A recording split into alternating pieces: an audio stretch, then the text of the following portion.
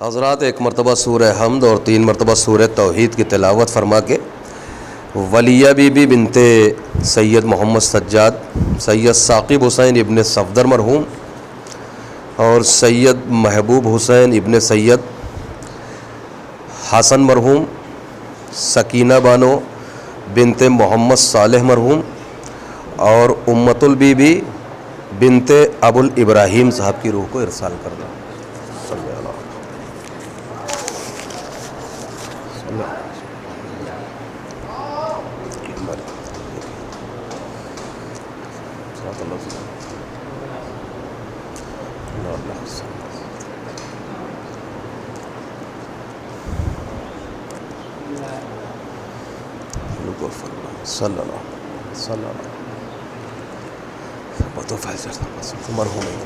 صلی اللہ محمد و آل محمد رحم اللہ من قرأ فاتح۔ بسم اللہ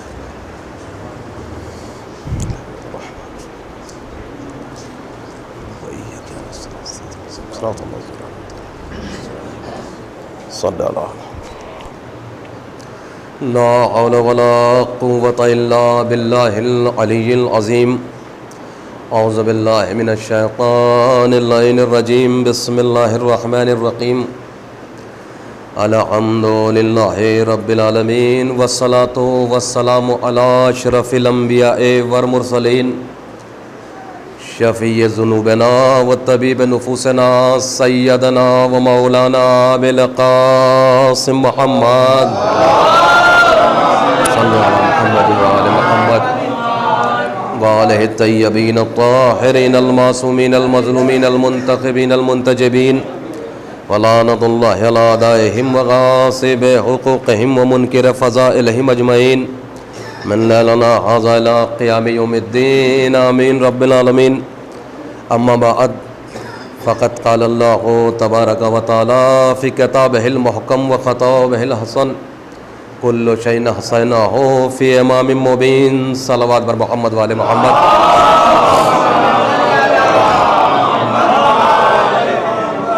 عزیزان محترم، ماتمداران مظلوم کربلا اور فرش عزا پر تشریف فرما عابدین ذوی الاحترام، علماء کرام، شعراء کرام اور ارباب فکر و نظر تشریف فرما ہے، اور مجلس فقط امام باڑے میں نہیں ہو رہی ہے بلکہ اس مقام پر ہو رہی ہے جس کی پوری آبادی ہی امام باڑہ کہلاتی ہے۔ تو بحمداللہ صاحبان علم و عرفان تشریف فرما ہے۔ میرا خیال ہے 30 منٹ وقت کی پابندی ہے۔ لفظ مبارکباد معنی استعمال ہے، لائق تحسین ہے وہ افراد جنہوں نے اس مجلس کے سلسلے کو قائم کیا، اور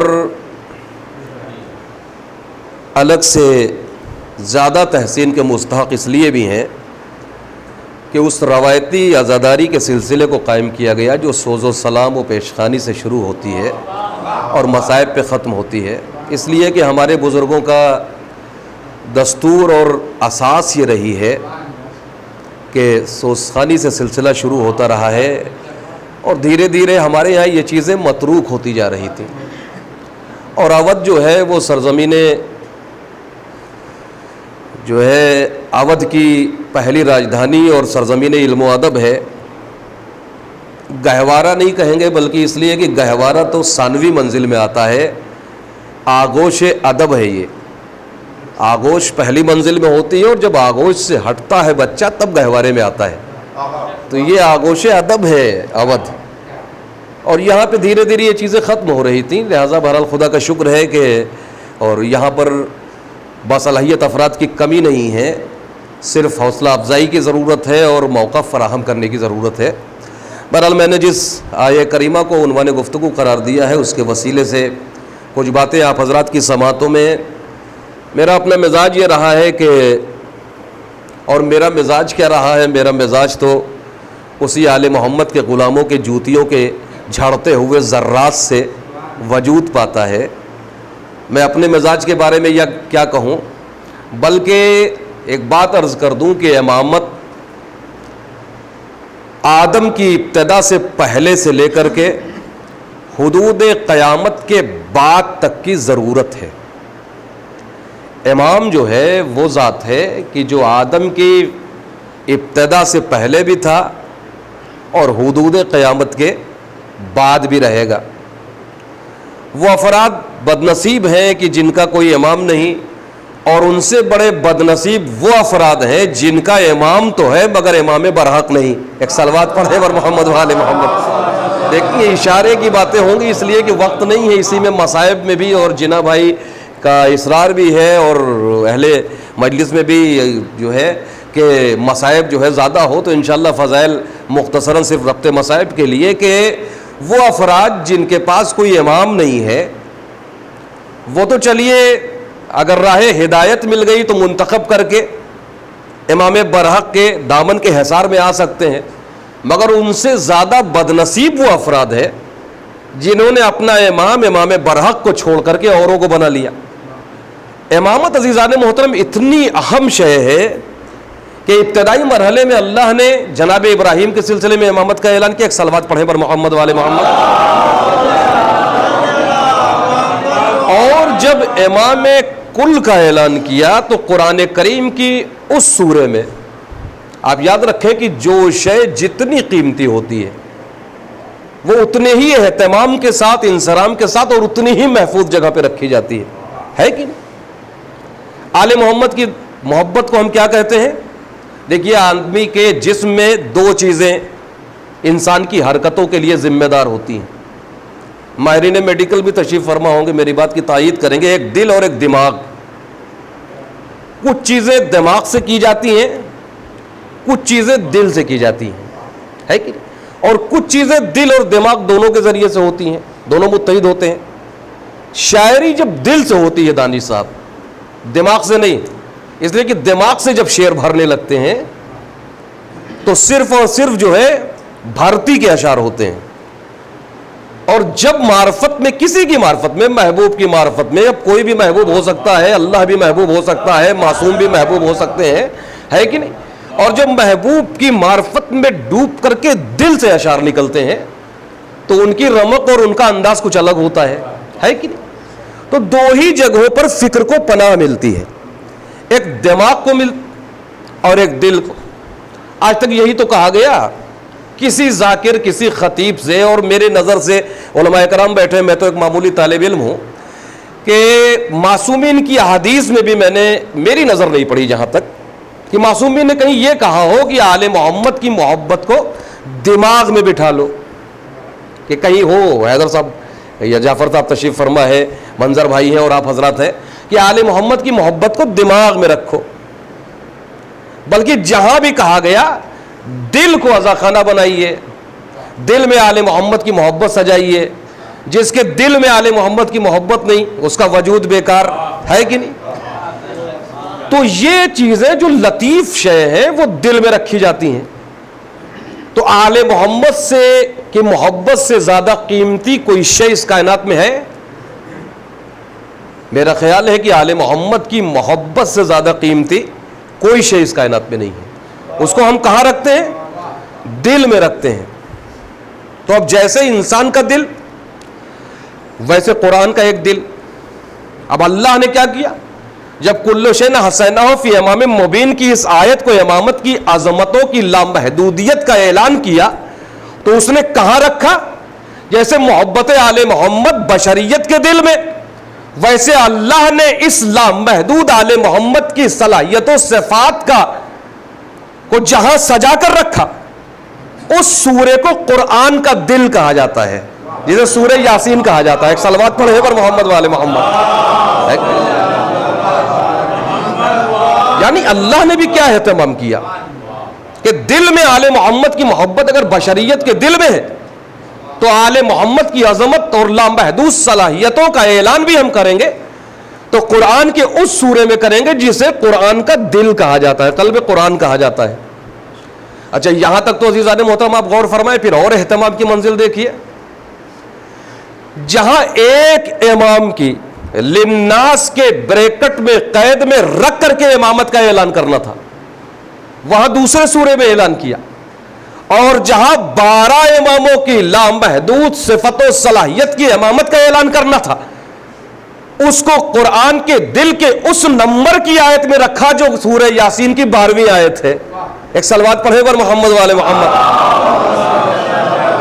یعنی 12 اماموں کے صفت و صلاحیت کا اعلان بھی اللہ نے کیا تو قرآن کریم کے آیتوں کے سلسلے کے 12ویں نمبر کی آیت میں کیا. ہر شے کا انحصار امام مبین پر ہے. دنیا سوال کیا کرتی ہے؟ صاحب امام مبین پر ابھی دانش بھائی نے قیمتی اشعار سنائے اور اس کے علاوہ سوسخانی میں بھی بہترین اشعار ہوئے اور مولا کائنات کی لامحدود صلاحیتوں کا اعلان کہ صاحب مدد کے لیے آ جاتے ہیں. کہاں سے آ جاتے ہیں؟ تو یہ کوئی بڑی بات نہیں ہے عزیزان محترم، اس لیے کہ لامحدود صلاحیت جب ہر شے کا انحصار ہے تو شے میں اللہ نے یہ نہیں کہا کہ زندہ شے کا انحصار ہے کہ مردہ شے کا انحصار ہے. یہی وجہ ہے عزیزان محترم کہ جب ان کی بارگاہ میں مردہ آتا ہے تو زندہ ہو جاتا ہے اور اختباراً زندہ آتا ہے تو مردہ ہو جاتا ہے کہ نہیں؟ تو موت و حیات عزیزان محترم اس لیے کہ ہر شے کا انحصار ان کے اوپر ہے. پتہ نہیں کس چشمے سے مسلمان جو ہے وہ قرآن کریم کی تلاوت کرتا ہے. صاحب کہاں آپ پورے قرآن شریف میں آپ اٹھا کر کے دیکھ لیں کس چشمے سے مسلمان قرآن پڑھتا ہے. اور حقیقت یہ ہے کہ معرفت آل محمد کی روشنی میں اگر آپ قرآن کی نہیں پڑھتے ہیں تو سمجھ میں قرآن نہیں آ سکتا. اس لیے نہیں آ سکتا. اور ایک چیز اور عرض کر دوں، اکثر بزرگ یہ کہتے ہیں کہ صاحب ٹیکنالوجی کا اور آل محمد کا کوئی کمپریزن نہیں ہے. یاد رکھیے کہ آل محمد سے بڑا ٹیکنالوجسٹ اس کائنات میں کوئی نہیں ہے. ایسے ٹیکنالوجسٹ ہیں کہ آدم سے لے کر کے قیامت تک پوری کائنات ان کے سامنے بنائی گئی ہے، سب کے اسرار و رموز سے واقف ہیں. یہ ایسے ٹیکنیشین ہیں، رسول اور آل رسول ایسے ٹیکنیشین ہیں کہ ان کی ٹیکنیک، ایک ٹیکنیشین ہوتا ہے کیا کرتا ہے؟ صاحب یہ بلب نہیں جل رہا ہے، کوئی دقت آ گئی، اس نے ہاتھ لگایا کسی حساب سے کر دیا، جلنے لگا. کہا صاحب آپ بہت بڑے ٹیکنیشین ہیں. یہ ایسے ٹیکنیشین ہیں کہ زمین پہ رہ کے اشارہ کر دے تو آفتاب 2 ٹکڑے ہو جاتا ہے کہ ایسے ٹیکنیشین ہیں. زمین پہ رہ کے اشارہ کر دے تو سورج پلٹ کے چلا آتا ہے کہ زمین پہ رہ کر کے اگر زہرہ تسبیح کر دے تو ستارہ پلٹ کے در پہ سجدہ کر لیتا ہے کہ تو یہ ایسے ٹیکنیشین ہیں. ان سے بڑا ٹیکنیشین کون ہے؟ اور جیسے جیسے ٹیکنالوجی بڑھتی چلی جائے گی ویسے ویسے اسرار علوم آل محمد کھلتے چلے جائیں گے. یہ آپ نہ کہیں کہ اسرار علوم آل محمد جو ہے جتنی چیزوں کو وقت نہیں ہے انشاءاللہ، بس محدود ٹائم ہے، اس لیے کہ گھڑی کی سوئی جو ہے وہ بڑی تیزی کے ساتھ چل رہی ہے. تو ہم ایک صلوات پڑھے پر محمد والے آپ لوگ اور تشریف لے آگے چلے آئے. تو اب دیکھنے کی ضرورت ہے عزیزان محترم کی آل محمد ہر شے کا انحصار ان کی ذات کے اوپر ہے. کوئی بھی شے ان کے سلسلے میں اب دیکھیں. اب یہ نہ کہیے گا کہ امام نے شیر قالین کو حکم دے دیا تو وہ زندہ ہو گیا، اس لیے کہ یہ شے ہے اور شے میں زندہ اور مردہ کی کوئی قید نہیں ہے کہ نہیں؟ اور لوگ سوال کرتے ہیں سب کب سے ہیں اور کب تک رہیں گے؟ اللہ کیا فرماتا ہے؟ ہم نے آدم کو شے سے پیدا کیا تو اس کا مطلب پہلے شے ہے اس کے بعد آدم ہے اور ہر شے کا انحصار ان کے اوپر ہے. تو اس کا مطلب ہے کہ جب سے شے ہے تب سے امام مبین ہے اور جب تک شے ہے تب تک امام مبین رہے گا کہ تو آدم سے پہلے شے ہے تو امام مبین ہے اور حدود قیامت کے بعد شے ہے تو امام مبین رہیں گے کہ نہیں؟ لوگ سوال کرتے صاحب امام زبان علیہ الصلوۃ والسلام ایک صلوات پڑھے پر محمد والے محمد کیسے اس کائنات میں ہیں، کیسے ہیں؟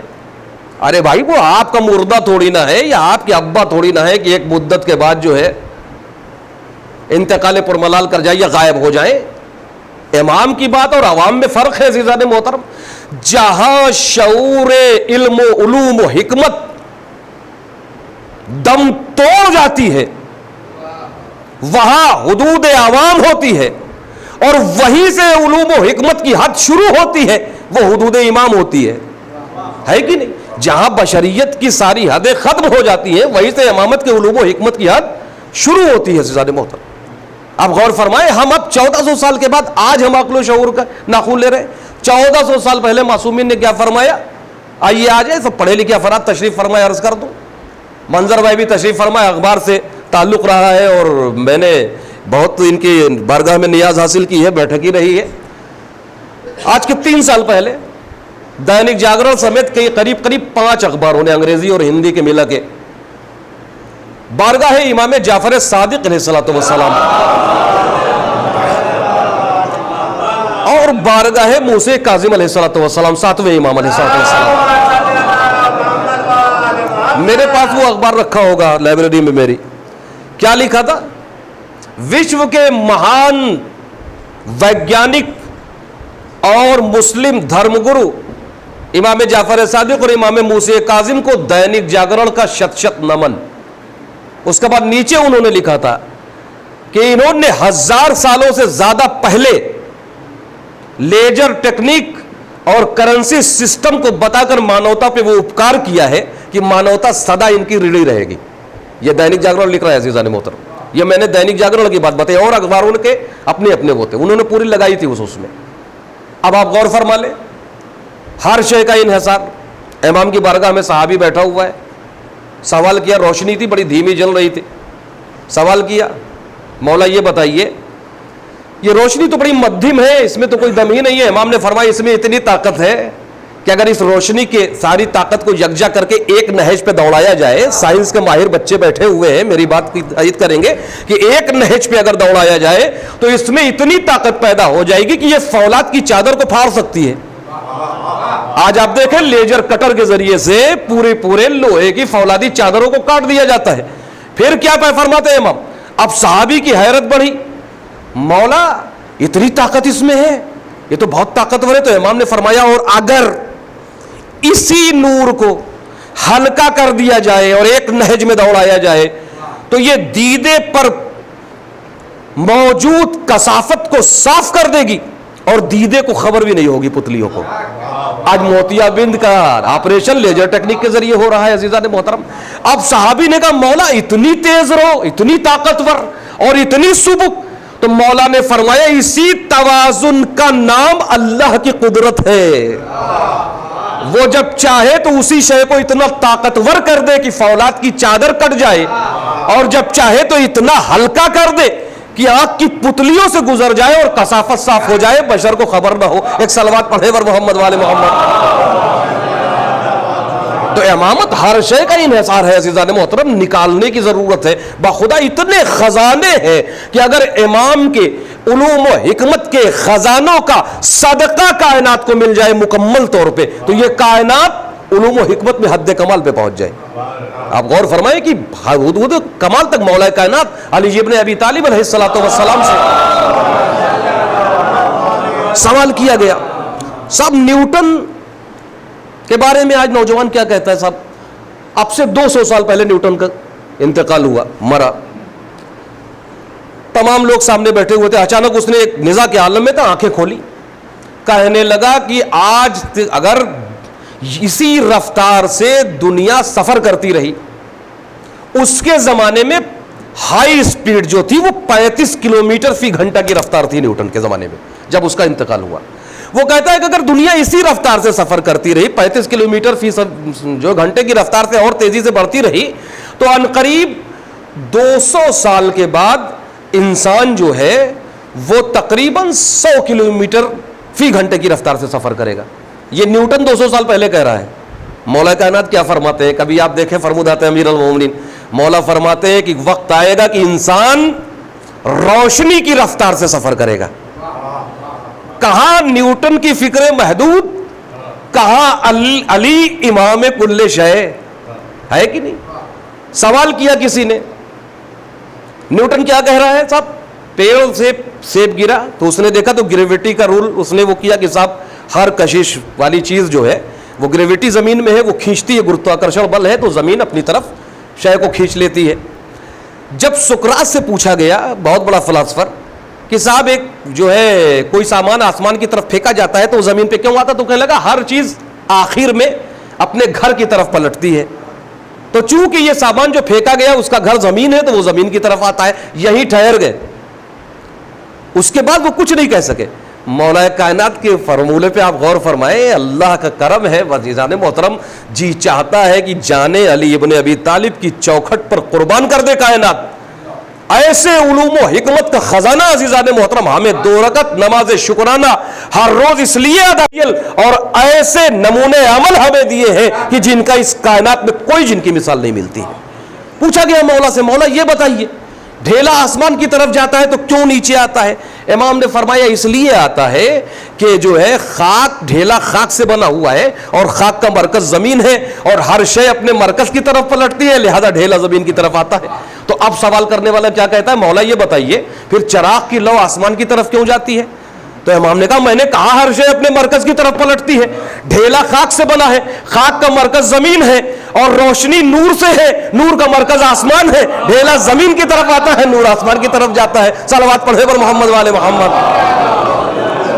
تو آپ غور فرمائیں عزیزان محترم، بس دامن وقت کو دیکھتے ہوئے اپنے جو ہے بیان کو محدود کرتے ہوئے آپ غور فرما لیں عزیزان محترم کہ جتنی چیزوں کو اٹھا کر کے آپ دیکھیں گے آج کے زمانے میں ہم کیا کرتے ہیں، ہم عقیدہ سمجھتے ہیں یا معجزہ سمجھتے ہیں۔ عقیدہ اور معجزہ کچھ نہیں ہے۔ اسی آیت کی روشنی میں آپ پوری کائنات کا مشاہدہ کرتے جائیے اور آل محمد کے عمل پر اپنی نظر ڈالتے جائیے۔ آپ غور فرما لیں، آج ہم غدیر کے بارے میں کیا کرتے ہیں، غدیر کے بارے میں کیا کہتے ہیں کہ صاحب جیسے ہی غدیر کا تذکرہ ہوا ویسے ہی ہم نے اس کو پیٹنٹ کرا لیا کہ صاحب غدیر جو ہے مولا کائنات کی ولایت، اعلان ولایت کا دن ہے۔ بے شک ہے، اس میں کوئی شک نہیں، مگر یاد رکھیے میں اس ممبر سے ایک بات عرض کر رہا ہوں، طرز تبلیغ کو تھوڑا سا تبدیل کرنے کی ضرورت ہے، جیسے ہمارے بزرگوں نے کیا ہے۔ میں لکھنؤ میں IAS ہے جناب کیا کہتے ارشاد صاحب، ان کے ہاں مجلس پڑھ رہا تھا، وہ سیکریٹریٹ میں، اور اتفاق 2 ارشاد کے ہاں میں لکھنؤ میں مجلس پڑھتا ہوں۔ ایک ارشاد صاحب اس میں ہے، ہاؤسنگ کارپوریشن میں غالباً ہے، اور ایک جو ہے اس میں IAS ہے، ان کے ہاں پڑھ رہا تھا۔ تو ان کے ہاں پوری IAS کا ایک پورا جمع ہو رہا تھا، کالونی تھی وہاں پر۔ مجلس کے بعد صاحب ایک جوشی صاحب تھے برہمڑ، وہ اٹھ کر کے آئے، کہنے لگے مولانا، وہ بھی IAS، کہنے لگے مولانا میں آج تک یہ نہیں سمجھ پایا کہ 33 کروڑ دیوی دیوتا مل کر کے ہندوتو کو ہندوستان میں پھیلا نہیں سکے، اور ایک اللہ اور اس کا ایک نبی محمد جس کا ماں باپ بھی جس کے نہیں ہے، کون سا عمل اور کردار ان کا تھا کہ اسلام پوری کائنات میں پھیل گیا؟ اس کا مطلب یہ ہے کہ اسلام میں کچھ ہے جس کی تلاش میں مانوتا گھوم رہی ہے، اور جس کو مل جاتا ہے وہ اس سے ہمکنار ہو جاتا ہے۔ پھر وہ کہنے لگے کہ میں مسلمان تو نہیں ہوں لیکن میں ہندو بھی نہیں ہوں۔ آپ غور فرما رہے ہیں نا؟ تو ہمیں تبلیغ کے طرز کو تبدیل کرنا چاہیے، صفات آل محمد کو بیان کرنا چاہیے، اخلاق آل محمد کو سامنے لانا چاہیے، جیسے ہمارے بزرگوں نے کیا ہے۔ یہ سادات کی کتنی تعداد ہندوستان میں آئی تھی اور کتنی بڑی آبادی کھڑی ہو گئی، ایران سے کتنے افراد آئے تھے تبلیغ کے لیے، کتنی بڑی آبادی کیوں ہو گئی؟ بغیر تفریق مذہب و ملت ہر ایک کو فرش عزا پہ جگہ دی گئی۔ اور یاد رکھیے ہیومن سائنس یہ کہتی ہے، ہیومینٹی یہ کہتی ہے، دماغ یہ کہتا ہے، سائیکالوجی یہ کہتی ہے کہ اگر حق بات آپ بیان کریں گے، آخرت سب کو پیاری ہوتی ہے، وہ کسی مذہب و مسلک کا ہو، اور اگر حق بیان کریں گے تو سامنے والا جب سنے گا تو تلاش ضرور کرے گا، اور جب تلاش کرے گا تو ممکن ہے کہ راستہ مل جائے۔ ہم نے کیا کیا؟ ہم نے بالکل جو ہے اپنی تبلیغ کو تاریخ میں الجھا دیا ہے عزیزان محترم، ہم نے تبلیغ کو بالکل تاریخ میں الجھا دیا ہے، اور اگر ہم تاریخ میں الجھ کر کے رہ گئے تو دھیرے دھیرے ہم سمٹ جائیں گے عزیزان محترم۔ ایک صلوات پڑھیں پر محمد والے محمد۔ اب غور فرمائے کہ مولا کائنات کے سلسلے میں جیسے ہی غدیر کا واقعہ آیا، کیا کہتے ہیں صاحب؟ مولا کائنات کی ولایت کا اعلان ہے۔ اب صاحب اس پہ شاعروں کے قصیدے بھی ہیں، سلام بھی ہیں، ساری چیزیں حق اپنی جگہ پہ ہونا چاہیے، مگر آپ نے کبھی غور فرمایا کہ غدیر جتنا مولا کائنات کی عظمتوں کا اعلان کرتا ہے اس سے زیادہ نبی کی عظمت اور صلاحیت کا اعلان کرتا ہے؟ بس آخری کلمہ، اس کے بعد انشاءاللہ لمبا صاحب کی طرف۔ کیسے کرتا ہے؟ 1,20,000 کا مجمع ہے کہ نہیں؟ اور اس وقت جو غدیر کی تاریخ جن افراد نے لکھی، اسلامک اسکالر نے نہیں، ادرس نے بھی لکھی، اس لیے کہ ہسٹورین پوری دنیا میں ہوتے ہیں اور ہر ایک اپنی زبان میں لکھتا ہے۔ یہ نہ سمجھیے کہ صاحب ہماری اس تاریخ میں صرف ہم ہی اس کو لکھ رہے ہیں، پتہ نہیں کتنوں کی نظر ہے اور کہاں کہاں کیا کیا لکھا جا رہا ہے۔ تو کیا کیا ہسٹورین نے لکھا, اس سال کنجکٹیوائٹس جیسی بیماری پھیلی ہوئی تھی اس سن میں جب پیغمبر نے آخری حج کیا ہے. انگریز اس نے لکھا, اس لیے بہت سی آبادی نہیں جا پائی تھی حج کے سلسلے میں. پیغمبر نے جب حج کیا تو اس زمانے میں پوری دنیا کے مسلمان موجود تھے, ہندوستان کا مسلمان بھی موجود تھا, اس لیے کہ تاریخ مسلمانہ نے ہند اٹھا کے دیکھیے, جابر صاحب قبلہ جوراسی نے اپنے رسالہ اسلام میں بھی اس کا تذکرہ کیا ہے. پیغمبر کے زمانے میں 2 افراد, ایک تو باڑمیر راجستھان میں رتن نام کے سادھو تھے اور ایک باندہ میں کوئی پنڈت تھے, برہمن تھے. انہوں نے, ان دونوں نے پیغمبر کی حیات میں جا کر کے پیغمبر کے دستے مبارک پر اسلام قبول کیا تھا, اور سب سے پہلے مسلمان ہندوستان میں وہ ہیں. یہ آپ جابر صاحب کے یہاں بھی آپ جائیے گا, پوری تفصیلات آپ کو تاریخ مسلمانہ نے ہند پڑھی ہے تو پہلے مسلمان ہیں. ان کو پیغمبر نے 6 کھجوریں ان کے ہاتھ پر 7 کھجوریں رکھی تھی, اور اس سے ان کو 700 سال کی عمر ملی. اور اس کے بعد جب عرب کا سیاح جو ہے وہ نکلا راجستھان سے, اور ایک گٹھری کی شکل میں ایک بزرگ کو دیکھا جس کے احترام میں سب لوگ موجود تھے, تو اس نے کہا یہ کون ہے؟ کہنے کہ یہ خواجہ رتن سادھو ہیں جنہوں نے محمد صاحب کی زیارت کی ہے. جب چاند 2 ٹکڑے ہوا تو وہ جنگل میں تپسیا کر رہے تھے, تو انہوں نے کہا ہماری کتابوں میں لکھا ہے کہ جب چاند 2 ٹکڑے ہوگا تو اس کا مطلب ہے کہ آخری نبی محمد آ جائے گا اور پوری دنیا کو وہی مکتی دینے والا ہے, لہٰذا اس کا مطلب آ چکا. اور وہ زیارت کے لیے چلے گئے. پیغمبر اس وقت کھجور تناول فرما رہے تھے, 6 کھجوریں ان کے ہاتھ پہ رکھی اور 600 سال کی عمر ان کی بڑھ گئی, اور تقریباً 100 سال کی عمر اور تھی, 700 سال کی عمر میں ان کا انتقال ہوا. اس کے بارے میں سیاح ابن بطوطہ نے اور دیگر افراد نے بھی لکھا ہے. تو یہ لوگ بھی ہندوستان تک پھیلا ہوا تھا. تو کچھ افراد سندھ کے بھی وہاں موجود تھے, کچھ ایران کے افراد موجود تھے. عرب میں پیغمبر کے ساتھ حج آخر میں 1,20,000 کا مجمع تھا, جس میں مختلف نسل, مختلف قبیلہ, مختلف فکر, مختلف زبان, مختلف ذہن, مختلف ذات, مختلف برادری کے افراد توحید کے نام پر جمع ہو کر کے پیغمبر کی قیادت میں حج کر رہے تھے. تو 1,20,000 کا مجمع تھا عزیزان محترم, متفقہ علیہ کم سے کم 1,20,000 کا مجمع. مائک یہاں سے ہٹا دیجئے, 120 آدمی کو باہر تک بیٹھا دیجئے, اور ہمارے جیسے آدمی کو یا کسی تیز آواز میں پڑھنے والے کو آپ کہیے چیخ چیخ کر کے وہ اعلان کرے, 120 افراد کے کان تک آواز نہیں پہنچے گی. اگر ساؤنڈ سسٹم نہیں ہے, لاؤڈ اسپیکر نہیں ہے, تو 120 آدمی تک آواز نہیں پہنچے گی. اور وہ بھی مجلس و ماتم کا شائستہ مجمع جو آداب و تہذیب سے واقف ہے کہ نہیں؟ آداب و تہذیب سے واقف ہے. میدان غدیر میں آج حج کرنے والے عام مسلمانوں کے حالات کیا ہوتے ہیں, کیا شور, کیا شرابہ, کیا ہنگامہ ہوتا ہے, اس زمانے میں کیا رہا ہوگا. 1,20,000 کا مجمع, اس میں نبی بظاہر عمر کے آخری پڑاؤ میں ممبر پر جا کر کے اعلان کرتا ہے, من کنتو مولا ہو فہذا علی مولا. بعد اعلان رسول جس کسی سے پوچھا گیا, کسی ایک نے یہ نہیں کہا کہ ہم نے اعلان رسول نہیں سنا ہے. اعلان رسول 1,20,000 کے مجمع تک بغیر کسی ذریعے سے پہنچنا اس بات کی علامت ہے کہ محمد اسے کہتے ہیں جو آواز کی ترنگوں پہ حکومت کرتا ہوا نظر آتا ہے. یہ نبی کی ذات ہے عزیزان محترم. آج دنیا کیا کہتی ہے؟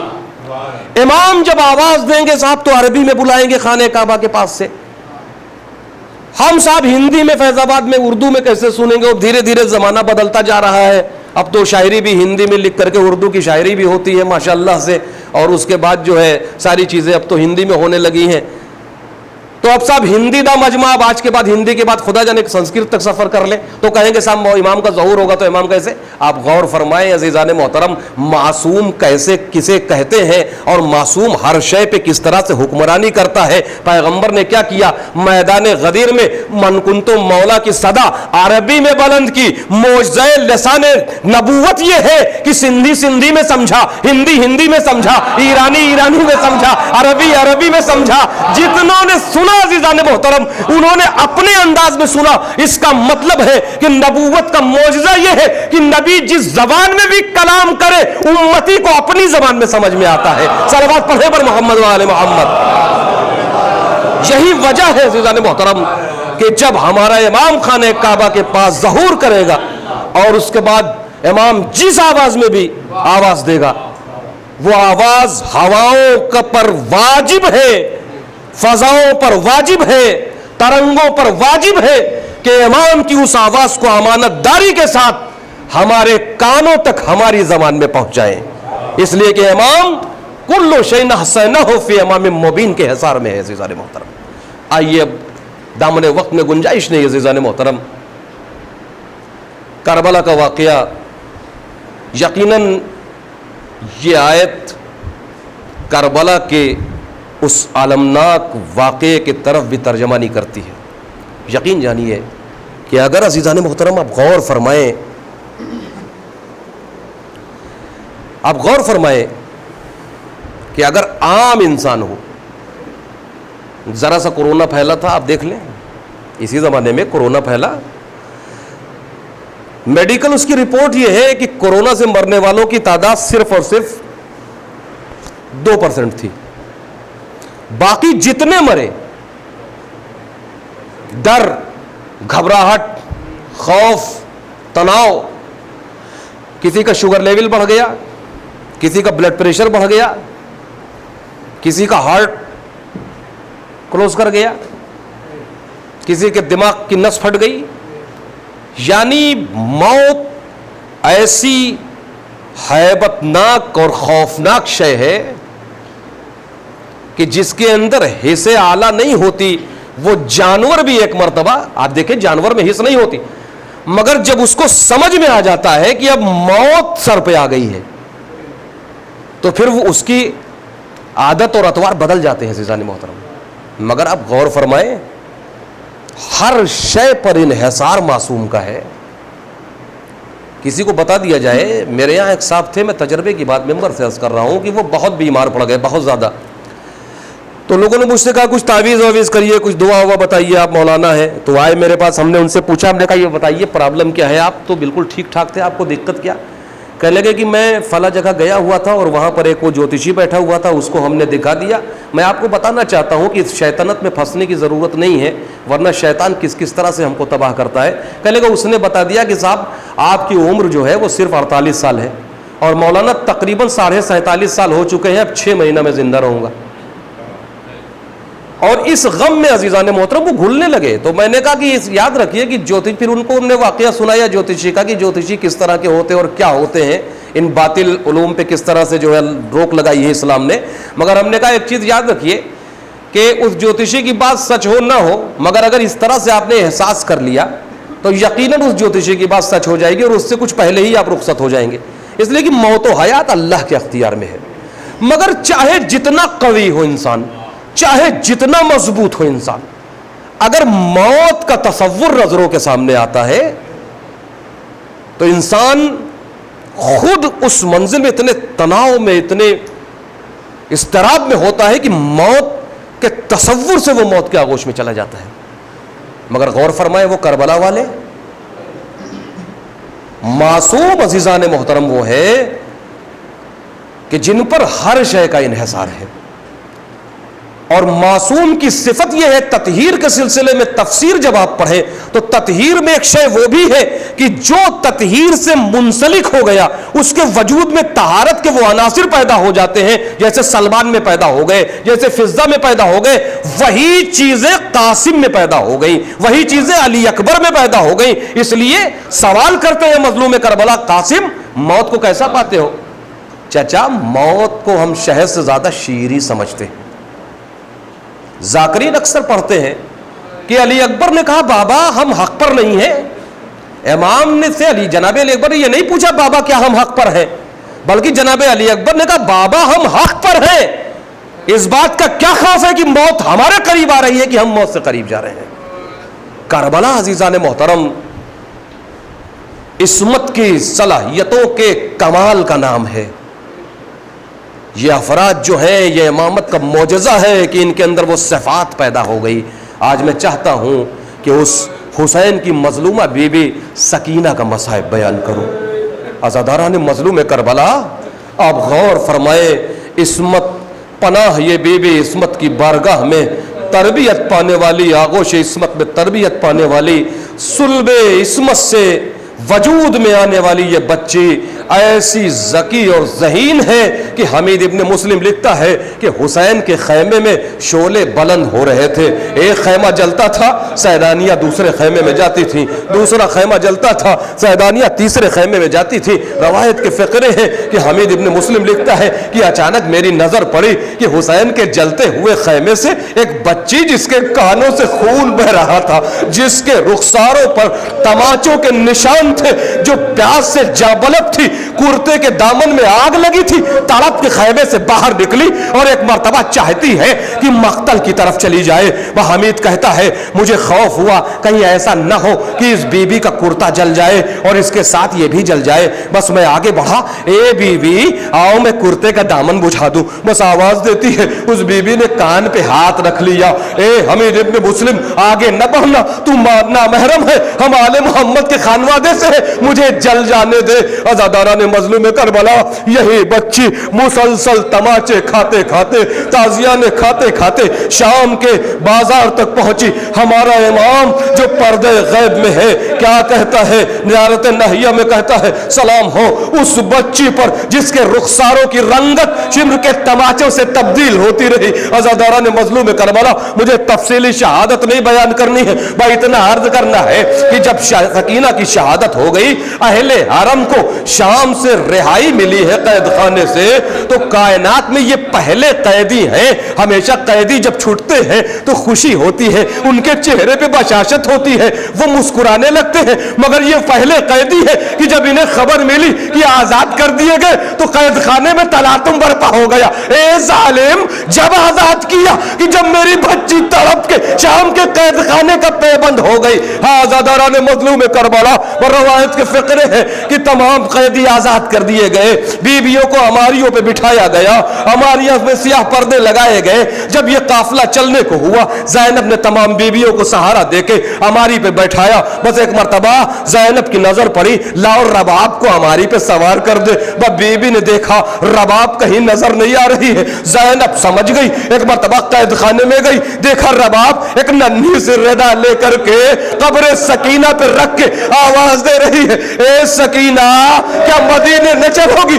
اے بی بی رہائی کی بڑی آس تھی، اے سکینہ ہم آزاد ہو گئے. اور رباب نے اتنے کربناک آواز میں بی بی کی قبر پر بیان کیا کہ روایت کے فقرے ہے کہ قبر سکینہ کانپنے لگی. آواز آتی ہے، اے مادر گرامی چلنے کی بڑی خواہش تھی، موت نے مجبور کر دیا. اے مادر گرامی جب وطن جائیے گا نانا رسول کے روضے پہ سلام کہیے گا. اے مادر گرامی ہم تو مر کر بھی نہ آزاد ہوئے. اے مادر گرامی آپ کو آزادی میسر ہوئی، مگر بابا سے کہہ دیجئے گا، چچا سے بتا دیجئے گا کہ سکینہ مرنے کے بعد بھی قید خانے شام میں آرام